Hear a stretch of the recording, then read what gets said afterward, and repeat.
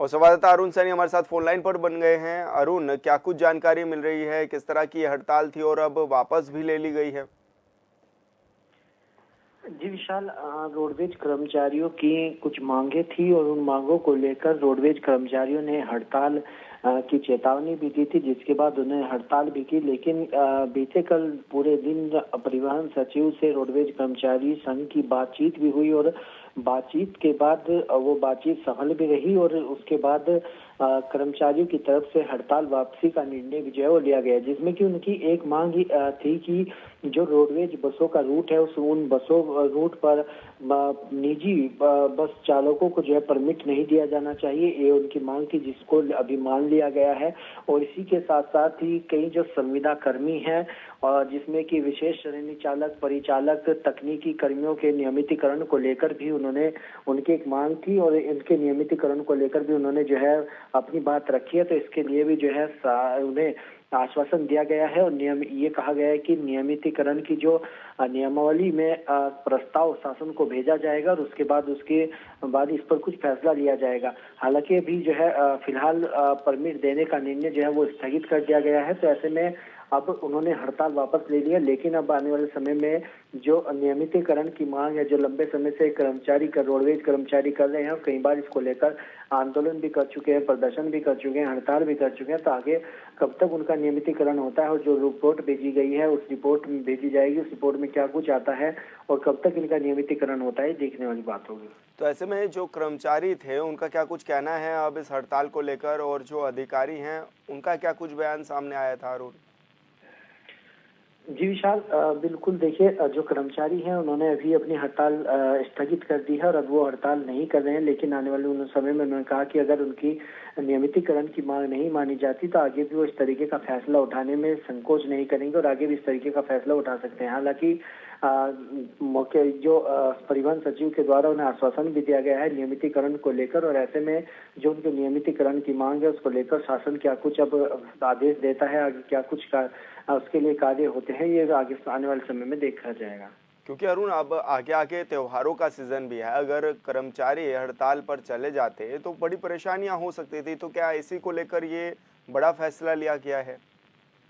जी sir, बिल्कुल देखिए, क्योंकि त्योहारी सीजन है और जिस तरीके से त्योहार है और ऐसे में लोग एक जगहों से दूसरी जगहों पर जाते हैं और बड़ी संख्या में लोग बसों से सफर करते हैं। तो ऐसे में अगर हड़ताल होगी तो ऐसे में जरूर त्योहारी सीजन में काफी व्यापक असर इसका देखने को मिलेगा और काफी परेशानियां भी यात्रियों को झेलनी पड़ सकती हैं। तो इसी के लिए ये फैसला लिया गया और ऐसे में जो उनकी मांगे हैं वो कुछ हद तक मानी भी गई है और जो कुछ और अन्य मांगे हैं उनके लिए आश्वासन उन्हें दिया गया है। तो ऐसे में आने वाले समय में उनके जो मांगे हैं उसको लेकर क्या कुछ कदम उठाए जाते हैं, ये भी शासन की तरफ से जो है देखने वाली बात होगी। बिल्कुल अरुण, बहुत बहुत शुक्रिया आपका तमाम जानकारी साझा करने के लिए। देवप्रयाग के पास सेना का ट्रक अचानक पलट गया और इस दौरान एक जवान की दबने से उसमें मौत भी हो गई है। आपको बता दें कि जानकारी के मुताबिक सेना का ट्रक गोचर से देहरादून की ओर जा रहा था, तभी यह हादसा हो गया। बचेली खाल पुलिस ने हाइड्रा की मदद से ट्रक के नीचे दबे सेना के जवान को बाहर निकाला और इलाज के लिए देवप्रयाग अस्पताल पहुंचाया, लेकिन तब तक जवान की मौत हो चुकी थी।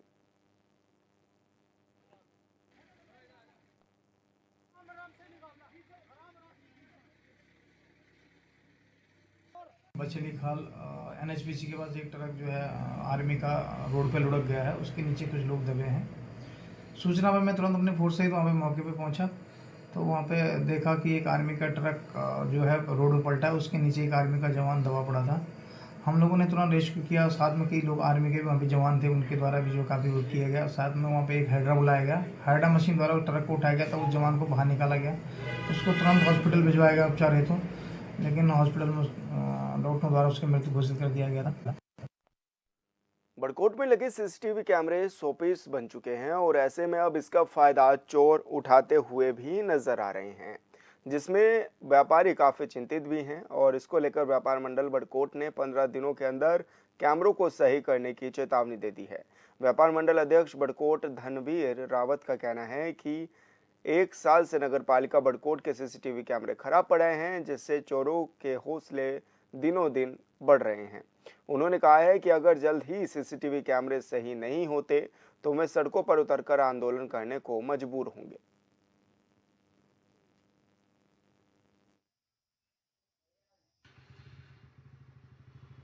बड़कोट नगर में नगर पालिका के द्वारा जो है 1 साल पूर्व में जो है सीसीटीवी कैमरे लगाए गए थे, जो आज की डेट में जो है सारे बंद पड़े हुए हैं, कोई भी कार्य नहीं कर रहे हैं। तो इसी संदर्भ में हमने जो है उप जिलाधिकारी महोदय से आग्रह किया है और उनके संज्ञान में डाला है कि जल्दी से जल्दी जो सीसीटीवी कैमरा है नगर में वो सारे जो है ठीक हों और जिससे जो है आए दिन जो चोरी की घटनाएं बढ़ रही हैं नगर में वो रुक जाए। तो हमने जो है आग्रह किया है और हमने आग्रह ये किया है कि भाई 15 दिन के अंदर अंदर ये ठीक होने चाहिए, नहीं तो फिर इसके लिए हमें जो है बाध्य होकर जो है संघर्ष करना पड़ेगा, आंदोलन करना पड़ेगा। पौड़ी में अपनी 6 सूत्रीय मांगों को लेकर जिला पंचायत सदस्यों ने हड़ताल शुरू की थी, जिसको आज स्थगित कर दिया गया है। सदस्यों का कहना है कि समस्या हल नहीं होने पर फिर से धरना शुरू किया जाएगा। बता दें कि पौड़ी में बीते 8 दिनों से जिला पंचायत की कार्यप्रणाली से खफा सदस्य अपनी मांगों को लेकर धरना दे रहे थे। इस दौरान सदस्यों ने पुतला दहन, मौन व्रत, बुद्धि शुद्धि यज्ञ भी किया था।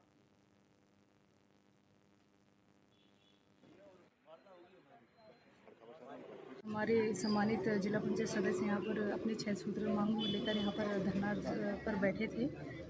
तो उनकी जो शासन स्तरीय जो मांगे थी तो वो आज पूरी हो चुकी है और जो हमारे स्तर की जो उनकी मांग थी तो वो भी बहुत जल्द पूरी हो जाएगी। और एक त्रिमासिक बैठक जो हमारे सम्मानित सदस्यों ने कहा कि त्रिमासिक बैठक नहीं हुई है तो उसका भी हमने रोस्टर जारी कर दिया है और 12 तारीख को हमारा सदन बैठेगा, उसमें सभी सम्मानित जिला पंचायत सदस्य प्रतिवाद करेंगे। और एक परिवार है, हमारा जिला पंचायत का एक परिवार है और परिवार में मतभेद होती है लेकिन मनभेद नहीं होता, तो परिवार में ये तो चलता रहता है। 6 सूत्रीय हमारी मांगे थी, उसमें से अधिकांश जो मांगे थी वो शासन स्तर की मांगे थी। तो उसमें आप देख सकते हैं कि जो भ्रष्ट कर्मचारी की हमने निलंबन की मांग की थी वो हमारी पूरी हो चुकी है और थर्ड पार्टी जांच के भी आदेश जारी होने वाले हैं, जिसमें जो भी दोषी करार होगा उस पर कार्रवाई की जाएगी। और कल हम सचिव साहब को मिले थे तो उनके आश्वासन से ही हम लोग वह आश्वासन जब उन्होंने किया तो हम लोग वापस आए। और जो एक मांग हमारी मुख्य मांग थी कि त्रैमासिक बैठक की, वो माननीय अध्यक्ष जी के द्वारा आज पूरी की जा रही है। उन्होंने 12 तारीख का रोस्टर हमको जारी किया है कि 12 तारीख को हमारा सदन बैठेगा और जो भी हमारी तमाम सारी जो समस्याएं होंगी सदन के माध्यम से हम आप लोगों को अवगत कराएंगे। क्या कुछ अभी मैं वही आपसे वार्ता कर रहा हूँ कि थर्ड पार्टी जो जांच सचिव साहब ने कहा है उसके आधार पर और लोग जो दोषी करार होंगे वो उन पर कार्रवाई होगी।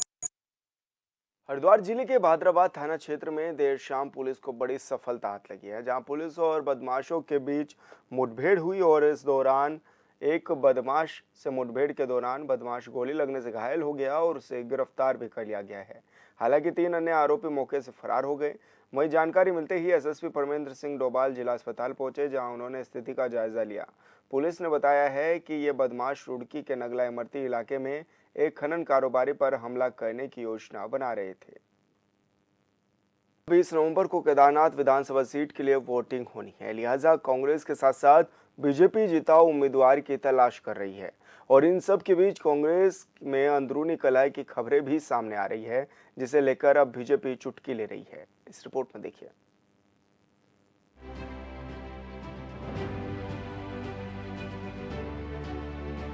परंपरा यही रही है कि जो भी पर्यवेक्षक जाते हैं वो अपनी जो भी रिपोर्ट्स होती है उनको पीसीसी को देते हैं और पीसीसी अपने रिकमेंड लेटर के साथ उसको हाईकमान को भेजता है। क्या यह साफ है कि उत्तराखंड में केदारनाथ विधानसभा चुनाव से पहले ही कांग्रेस में गुटबाजी शुरू हो गई? कांग्रेस पार्टी ने प्रत्याशी चयन के लिए गणेश गोदियाल को पर्यवेक्षक की जिम्मेदारी दी और आरोप है कि वरिष्ठ पर्यवेक्षक गणेश गोदियाल प्रत्याशियों का पैनल सीधे प्रदेश प्रभारी शैलजा को भेज दिया। इस पर कांग्रेस प्रदेश अध्यक्ष करण महाराज सहित टिकट के दावेदारों ने कड़ी आपत्ति जताई। इसके साथ ही टिकट के अन्य दावेदारों ने भी पर्यवेक्षक के खिलाफ मोर्चा खोल दिया। इससे कांग्रेस में घमासान मचा हुआ है। देखिए, इसमें अब दिल्ली में बैठक में बातचीत होगी। परंपरा यही रही है कि जो भी पर्यवेक्षक जाते हैं वो अपनी जो भी रिपोर्ट्स होती है उनको पीसीसी को देते हैं और पीसीसी अपने रिकमेंड लेटर के साथ उसको हाईकमान को भेजता है। लेकिन हमारे जो प्रभारी हैं उन्होंने कुछ आवश्यक समझा होगा, क्योंकि केदारनाथ का चुनाव बड़ा टेक्निकल चुनाव है, उपचुनाव है, और उसको देखते हुए उन्होंने कोई निर्णय लिया होगा। मैं उनके निर्णय के विरुद्ध नहीं हूँ और दिल्ली में क्या चर्चा उस रिपोर्ट पर होती है, उस पर हम लोग बातचीत करेंगे। गणेश गोदियाल ने सीधे लिस्ट को शैलजा को भेज दिया, जिससे कहीं न कहीं प्रदेश अध्यक्ष ने नाराजगी जताई और खबर मीडिया की सुर्खियों में है। इधर गणेश गोदियाल से जब मीडिया ने सवाल किया तो उन्होंने कहा कि केदारनाथ विधानसभा चुनाव को लेकर पूरी पार्टी एकजुट है और सभी कार्यकर्ता उत्साहित हैं। पैनल में कई दावेदारों का नाम है, लेकिन पार्टी हाईकमान जिसे भी टिकट देगी उसके साथ सारे नेता और कार्यकर्ता साथ खड़े होंगे। केदारनाथ में पार्टी की स्थिति काफी मजबूत है। अगर हम लोकसभा के आंकड़ों से कंपेयर करें तो भी आपको ये प्रतीत होगा कि केदारनाथ में हम ठीक ठाक स्थिति में तब भी थे, तो अब विधानसभा में तो हम और अच्छी स्थिति में हैं। मैं केदारनाथ से ही आ रहा हूँ, मतलब केदारनाथ विधानसभा क्षेत्र से आ रहा हूँ, और वहाँ पर परसों जब हमने बैठक रखी तो पार्टी के तमाम दावेदारों ने ये संकल्प लिया कि हम सब मिलकर कांग्रेस के अधिकृत प्रत्याशी को जिताएंगे। हम दावेदारी कर रहे हैं, सबने कहा हम दावेदारी कर रहे हैं। हम ये समझते हैं कि हम इस स्थिति में हैं कि हम चुनाव लड़ सकते हैं, इसलिए हम दावेदारी कर रहे हैं। और अगर पार्टी ये तो तय है कि एक ही को टिकट मिलेगा, तो जिसको भी टिकट मिलेगा हम उसके साथ हैं, पार्टी के साथ हैं और हम चुनाव जिताएंगे। निश्चित तौर पर प्रत्याशी चयन की एक पारदर्शी प्रक्रिया होनी चाहिए और जो पर्यवेक्षक केदारनाथ विधानसभा में भेजे गए थे उन्होंने अपनी रिपोर्ट प्रदेश कांग्रेस कमेटी को सौंपनी चाहिए थी, लेकिन प्रदेश कांग्रेस कमेटी को रिपोर्ट नहीं सौंपी गई और रिपोर्ट सीधे केंद्रीय नेतृत्व को भेजी गई। इसका मतलब है कि आप प्रदेश कांग्रेस कमेटी को नज़रअंदाज करने का काम कर रहे हैं और जो दावेदार हैं थे उन सबको बुला करके कम से कम उनको विश्वास में लिया जाना चाहिए था, लेकिन किसी को भी विश्वास में नहीं लिया गया और सीधे जो है अपनी रिपोर्ट आपने केंद्रीय नेतृत्व को सौंप दी है। और जो लोग वहां पर दावेदारी कर रहे थे उनमें इस बात से बड़ी भारी निराशा है और निश्चित तौर पर हम जो है इस पर अपनी आपत्ति जताने के लिए केंद्रीय नेतृत्व के पास जा रहे हैं और वहां अपनी बात को रखेंगे। चुनाव से पहले कांग्रेस में गुटबाजी की खबर ने सत्ताधारी पार्टी बीजेपी को बैठे बिठाए मौका दे दिया और पार्टी इस मौके को छोड़ना नहीं चाहती। यही वजह है कि कांग्रेस में अंदरूनी कलह की खबर पर बीजेपी के नेता तंज कस रहे हैं और चुटकी भी ले रहे हैं। बीजेपी नेताओं का कहना है कि कांग्रेस अभी से ही अपने आप को हारी हुई मान चुकी है। जब कांग्रेस के अंदर ही अध्यक्ष और बड़े बड़े नेताओं की नहीं सुनी जा रही तो कार्यकर्ताओं की क्या सुनवाई होगी?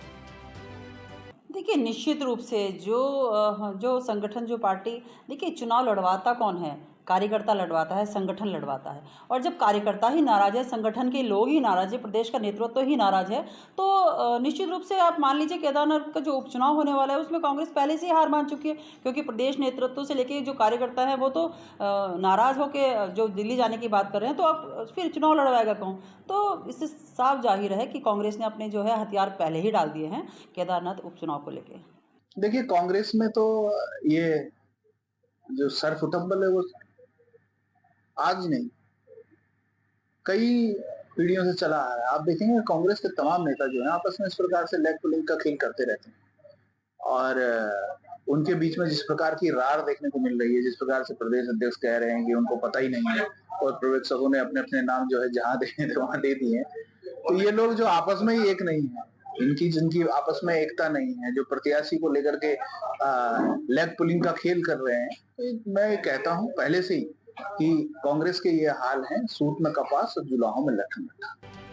केदारनाथ में 20 नवंबर को वोटिंग है, लिहाजा बीजेपी और कांग्रेस जिताऊ उम्मीदवार तलाश रही है और इस बीच दोनों पार्टियों के नेता एक दूसरे पर आरोप भी लगा रहे हैं। ऐसे में केदारनाथ की जनता चुनाव में किस पार्टी का साथ देती है, यह बड़ा सवाल है। Bureau report, Hornbeat TV. Uttarakhand की केदारनाथ विधानसभा सीट पर उपचुनाव में किसकी जीत होगी कहना मुश्किल है, लेकिन सीट जीतने के लिए जिस तरह हिंदू मुस्लिम की राजनीति पर बात आ गई है वो कहीं से भी सही नहीं है। सोशल मीडिया पर उड़ी एक अफवाह पर हैदराबाद से लेकर देहरादून तक राजनीति शुरू हो गई है। कांग्रेस के प्रदेश अध्यक्ष ने तो यहां तक कह दिया है कि उपचुनाव है इसलिए इस तरह की हरकतें की जा रही हैं, जबकि चमोली के जिला अधिकारी ने खुद ही इस खबर का खंडन किया है। लिहाजा ऐसे में सवाल उठ रहा है कि क्या वाकई में चुनाव जीतने के लिए किसी मुद्दे को सांप्रदायिक रंग दिया जा रहा है। रिपोर्ट में देखिए। ओबीसी को मैं कतई सीरियस नहीं मानता, वो बीजेपी की बी टीम के रूप में काम करते हैं। कौन कर रहा समाज को बांटने की कोशिश? AIMIM चीफ के पोस्ट पर गरमाई राजनीति।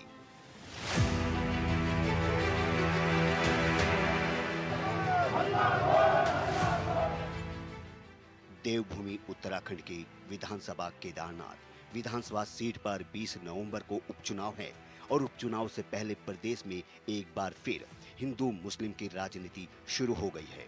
राज्य के चमोली जनपद में क्या हुआ था, नहीं हुआ, इसे लेकर सत्ताधारी बीजेपी मुख्य विपक्षी पार्टी कांग्रेस के अलावा AIMIM चीफ भी सियासत की रोटी सेक रहे हैं। ओबीसी को मैं कतई सीरियस नहीं मानता, वो बीजेपी की बी टीम के रूप में काम करते हैं। जहां चुनाव होता है, चाहे उपचुनाव हो, चुनाव होता है, वो कुछ ना कुछ ऐसा बयान देते हैं जिससे बीजेपी को पोलराइजेशन ऑफ वोट का जो उनका एजेंडा वो कामयाब होता है। दूसरा पहलू ये है कि चमोली हो या अन्य कहीं भी जगह हो पूरे भारत में, बीजेपी मुस्लिम्स को, माइनॉरिटी को वो देश का नागरिक ही नहीं मानती। उनका कार्य करने का तरीका, उनका बात करने का तरीका हमेशा ऐसा रहता है जिससे जो हमारे देश के नागरिक हैं उनमें एक भय पैदा होता है। AIMIM चीफ के पोस्ट पर सियासी घमासान। कांग्रेस ने AIMIM को बताया बीजेपी की बी टीम। चमोली प्रकरण की सच्चाई क्या है और इसे मामले को लेकर AIMIM चीफ ने सोशल मीडिया पर क्या पोस्ट किया गया, इसकी चर्चा पहले उत्तराखंड कांग्रेस के अध्यक्ष करण मेहरा ने क्या कहा, इसे समझना बेहतर जरूरी है। करण मेहरा ये मानते हैं कि AIMIM चीफ ओवैसी बीजेपी की बी टीम के रूप में काम करते हैं। केदारनाथ में विधानसभा उपचुनाव है, इसलिए वोट बीजेपी के लिए काम कर रही है। और बीजेपी उस भय का लाभ उठाती है वोट के रूप में, ताकि लोगों का ध्यान विकास से हट जाए, अन्य मुद्दों से हट जाए, जो लोगों से जुड़े मुद्दे उनसे हट जाए। और बीजेपी वही करती है। संविधान के तहत जो प्रदत्त अधिकार एक नागरिक को हैं, उनको तोड़ने मरोड़ने, उनका हनन करने का काम भारतीय जनता पार्टी और उसकी सरकारें लगातार करती रही। वही उत्तराखंड में भी हो रहा है। लेकिन अवैसी जी का ऐसे समय में ये बयान आना, जब हमारे यहाँ उपचुनाव है, निश्चित ही इस ओर को इंगित करता है कि बीजेपी की बी टीम के रूप में काम करते हैं। मेरी जो भावना है वो पुष्ट हुई है इससे। ओवैसी ने एक्स पर किया है पोस्ट। 15 मुसलमान परिवारों का हो रहा बहिष्कार। समानता और सम्मान से जीने का हक नहीं। दरअसल सोशल मीडिया से मिली जानकारी के बाद AIMIM चीफ ने एक्स पर किया है पोस्ट, जिसमें उन्होंने लिखा कि मुसलमानों को भारत में अछूत बना दिया गया। उत्तराखंड के चमोली में 15 मुसलमान परिवारों का सामूहिक बहिष्कार किया जा रहा है। चमोली के व्यापारियों ने धमकी दी है कि 31 दिसंबर तक मुसलमानों को चमोली छोड़ देना होगा।